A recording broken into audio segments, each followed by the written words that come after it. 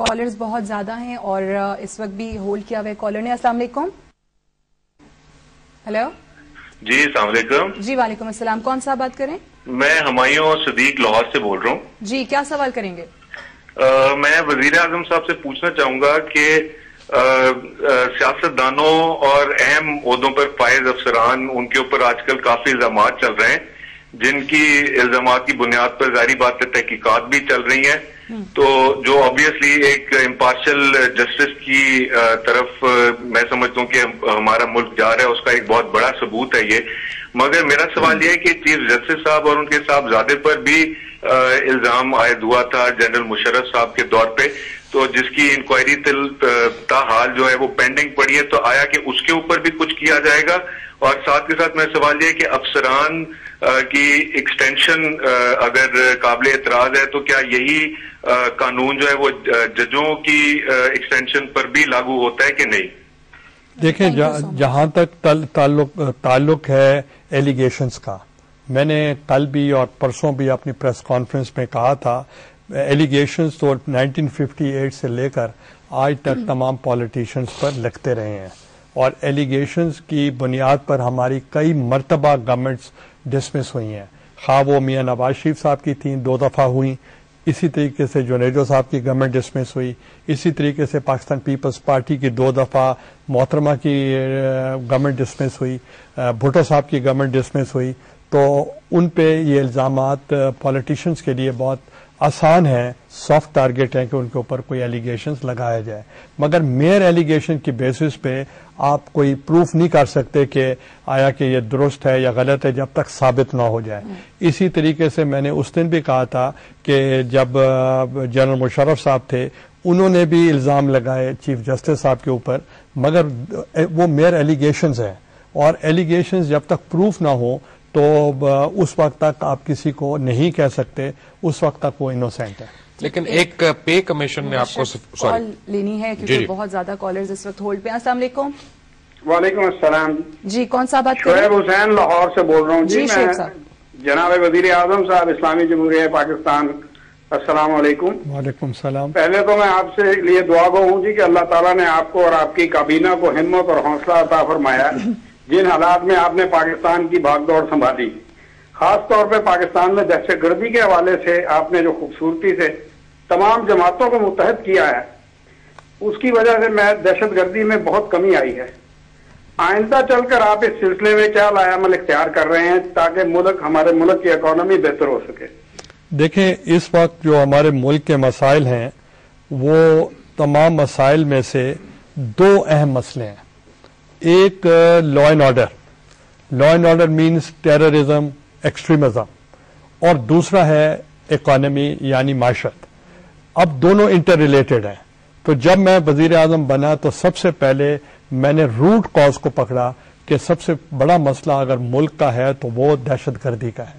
اگر دہشت گردی کو کنٹرول میں کیا جائے تو اس سے ملک کا کنڈیوسو ماحول ہوگا, بزنس فرینڈلی ماحول ہوگا, لوگوں کی انویسٹمنٹس آئیں گی, لوگ یہاں انویسٹمنٹ کریں گے اور ملک ترقی کرے گا.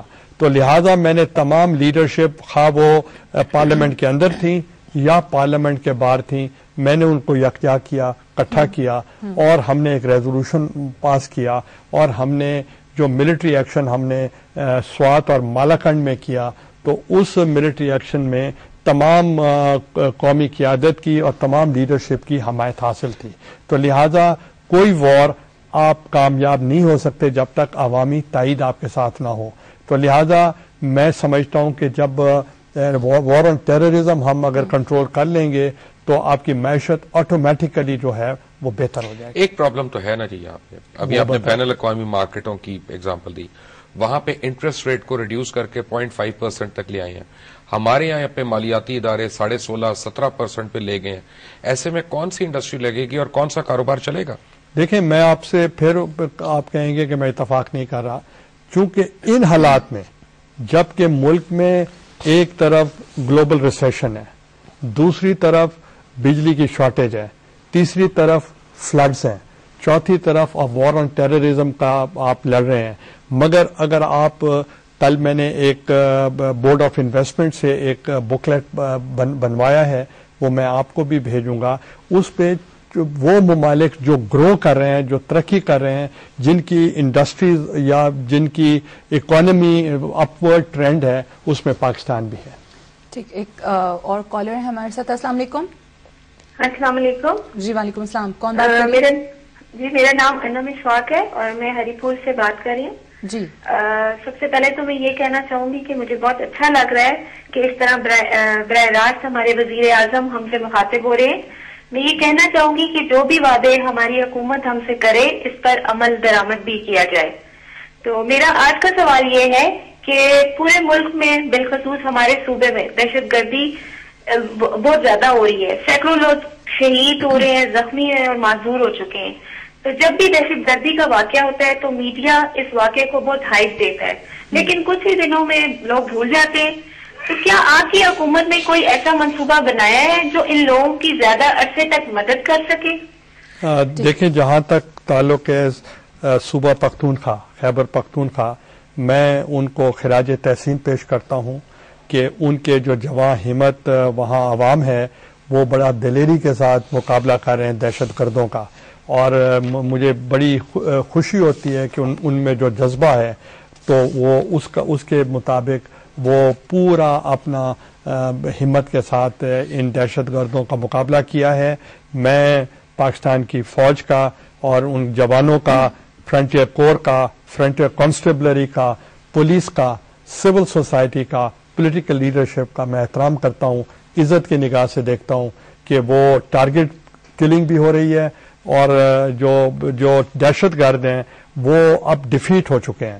یہی وجہ ہے کہ وہ اب وہاں سے اپنے اسٹرانگ ہولڈ سے نکل کر شہروں کی طرف رخ کر رہے ہیں اور ایزی ٹارگٹس ہاسپٹلس میں اور جا کر بس سٹینڈز پہ, وہ پولیس اسٹیشنز پہ اور بچیوں کے اسکولوں پہ حملہ کرتے ہیں. یہ بزدل لوگ ہیں.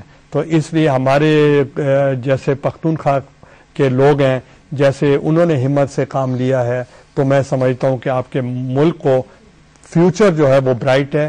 انہوں نے اپنا آج قربان کر دیا ہم سب کے کل کے لیے, تو اس لیے مجھے ان پر فخر ہے. میں تو آپ سے ایک سفارش کروں گا as the head of the state over here, as prime minister, head of the government, کہ جو پولیس افسران جن کا ہمیں پتا ہے یا پولیس کے لوگ جنہوں نے پکڑا ہے لوگوں کو, جیسے ابھی چیلم کے موقع پہ ہوا, انہوں نے بڑی ایک ٹریجڈی سے بچا لیا, ان کو آپ کیوں نشان حیدر دیتے ہوئے کترا رہے ہیں؟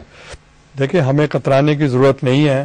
وہ بڑا دلیری سے کام کر رہے ہیں اور ان کے جو ڈپارٹمنٹس ہیں وہ آئیڈینٹیفائی کر رہے ہیں اور ان سب کو ہم جب ان کو نشان دیے جاتے ہیں, ان کو اعزاز دیے جاتے ہیں, تو اس پہ بھی آپ کو چاہیے کہ جیسے اس بچی نے بتایا کہ آپ کو ان ٹیررسٹ کو زیادہ کوریج نہیں دینی چاہیے, ان کو ہیرو پیش نہیں کرنا چاہیے, ہیروازم شو کریں کہ انہوں نے بہت بڑی دلیری کی.